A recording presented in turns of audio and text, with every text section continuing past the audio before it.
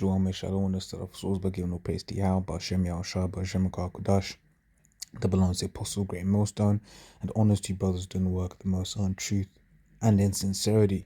I was watching this video here, GMS rebuked Tempter 2, right? It says, you don't slack when you work for the King of the Universe. It's a beautiful video. And in it, there was a statement made, basically along the lines of, you'll be rewarded for the sacrifices, and that's it. The Lord, as the scripture says, let me go real quick. Right,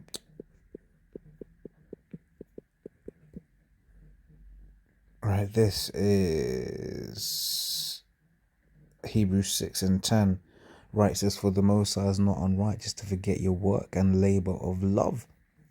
Okay, because what we're starting off with the apostles on down, this is a labor of love, right? It is work, okay, and we do it, for love, okay. It says, which ye have showed towards his name, in that ye have ministered to the saints and do minister, okay. So the Lord, although we're doing what we've been meant to do, we're doing what we've been told to do. In fact, if we don't do it, then there is a penalty for not doing it, which was the whole point of the video that was made. And then that in itself was based off of a quote that Apostle Tahar made, where basically he says, you don't slack when you work for the King of the Universe. But as such, although we have, basically doing what we've been meant to do, right, there is still a reward for doing it, right? So we just got a couple precepts on, the reward in general. Because once again, there is one, okay. This is Revelation 22:12 says, and behold, I come quickly, and my reward is with me, to give every man according to his according as his work shall be. Okay, so Lord Yahushua, he's coming back with a reward, right? And you can it'll be here as well somewhere. Let me just load it up, right? In second Ezra's 2, right? This goes into the reward, okay. Let me see where I can start. Let me start. Second Ezra 2:42 says, I, Ezra, saw upon the Mount Zion a great people, whom I could not number, and they all praised the Lord with songs. And in the midst of them there was a young man of a high stature, taller than all the rest, and upon every one of their heads he set crowns, and was more exalted, which I marveled at greatly. So I asked the angel and said, Sir, what are these? He answered and said unto me, these be they that have put off the mortal clothing and put on the immortal, and have confessed the name of the Most High, and now are they crowned and receive palms. Okay, so confessing and not moving off of everything that we've been taught, regardless of how nasty it is in the eyes of this world. Okay, because we live in a very effeminate world where everything is what's the word I'm looking for? Well, everything is soft, it's effeminate, right? And it's even more so, this, I'll use London as example. London is an effeminate city, and that that rubs off, okay. But the point is, being able to confess the name of the Lord, right? Everything that the Lord stands for, right? The nastiness of the scriptures, as the apostles labeled it a while back. Okay, there is a reward for that, and that is to be crowned by Yahushua himself, right? That is a motivation, right? That is the greatest motivation. Okay, imagine missing out on that, especially after having been in. I'm saying that, but I'm thinking of that for myself. I'm like, yo, imagine missing out on Yahushua crowning. Okay, so second Ezra 2:46, then said I unto the angel, what young person is it that crowneth them and give them palms in their hands? So he answered and said unto me, it is the Son of the Most High, whom they have confessed in the world. Right, then began I greatly to commend them that stood so stiffly for the name of the Lord.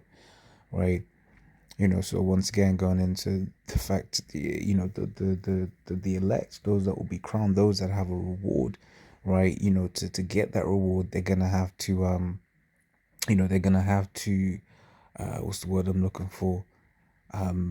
basically stand up against people that ain't gonna want to hear and understand, right? Example, light example, but even right now, we're like, yo, we ain't taking that juice. Esau's like, well, you better take that juice, right? And then you've got family members, loved ones, but work colleagues all looking at you sideways saying, why don't you fall in line? And we don't fall in line. Why? Because we're standing stiffly, right? That's just part one, because in our minds we understand that there's a part two coming to this, right? Which if any man falls and takes the part two to this juice, right, i.e. the MOTB, right, then hey, guess what? That's too bad for you, man. Yeah, you're gonna be destroyed by the Most High. Okay, so let's go back. Right, Revelation 20:4 says, and I saw thrones, and they that sat upon them, and judgment was given unto them. And I saw the souls of them that were beheaded for the witness of Yahushua and for the word of the Most High. So those that had basically given up their life for this thing of ours, right? Scripture says, greater love hath no man than this, that he lay down his life for his friend, right? And Yahushua set the precedent. Yahushua laid down his life for us. Okay, and Scripture says the servant is not greater than his master. Now the Pope will say that for the most part, this is going to be not the majority as it has been, as in those of us that are going to have to lay down our lives is not going to be the majority as it was in times past. Okay, but you're still going to have some of us that are going to have to lay down our lives, but even they have a reward, right? Do we have it here? No. Right, and this is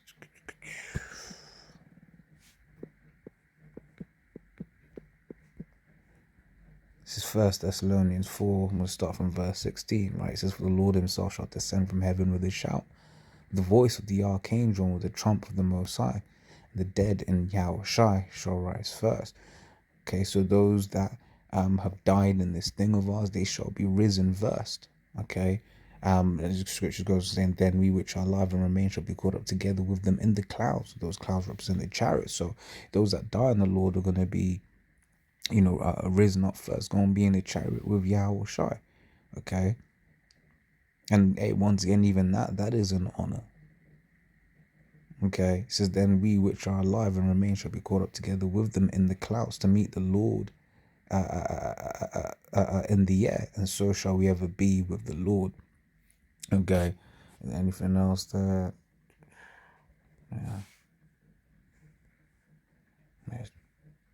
Yeah, man. So yeah, where were we? Slakia. So when we finish, that's Revelation 20:4. It says, and I saw thrones, and they that sat upon them, and judgment was given unto them. And I saw the souls of them that were beheaded for the witness of Yahushua, for the word of the Most High, and which had not worshipped the beast, neither his image, neither had received his mark upon their foreheads or on their hands. And they lived and reigned with Yahushua Mashiach 1,000 years. Okay. So, 2 Timothy 4:8. Henceforth there is laid up for me a crown of righteousness. Right, still call it, yeah, 2 Timothy 4:8. Henceforth there is laid up for me a crown of righteousness, which the Lord, the righteous judge, shall give me at the day, and not to me only, but unto all them that also that love his appearing. Once again, that's just linking up with Ezra, showing you that the apocrypha is very much a part of the scriptures, because it's all lining up to what we've read as well. So here basically it's like, look, man, hey, there's a reward, that crowning, that for everyone that loves the Lord's appearing, and I hope to be of that number, man, right? I can't wait till the Lord comes back. Okay, just hoping that I'll be of that number, of that elect, that I continue on in this faith until that time, so that I can be found worthy, right? Because at the end of the day, right now, that is the possible best way of putting it, is the way Apostle Gabar says, we're the hopeful elect, right? It's 1 Corinthians 9:25, and every man that striveth for the mastery is temperate in all things. And this word here, temperate, please, basically means balanced, right? Self-controlled, right?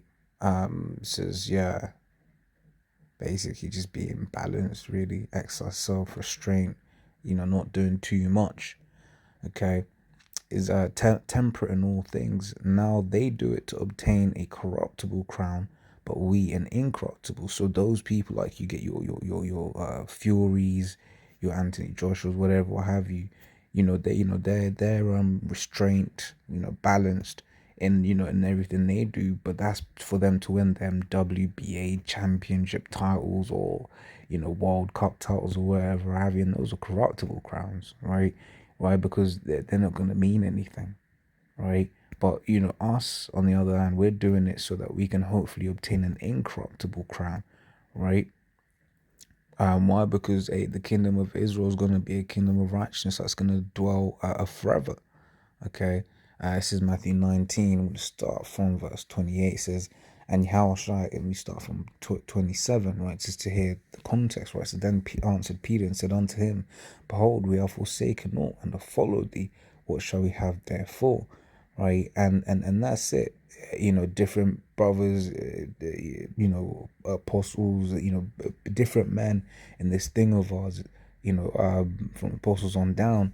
I've had to forsake different things to each man. Everyone's different lots, right? Because some men have had to lose it all, some men have lost some things, and that's just the way that the Most High wrote the story. But there is a reward for everything that was lost. Okay, he says, and Yahweh shall say unto them, verily I say unto you, that ye which have followed me in the regeneration, when the Son of Man shall sit on the throne of his glory, ye also shall sit upon 12 thrones, judging the 12 tribes of Israel.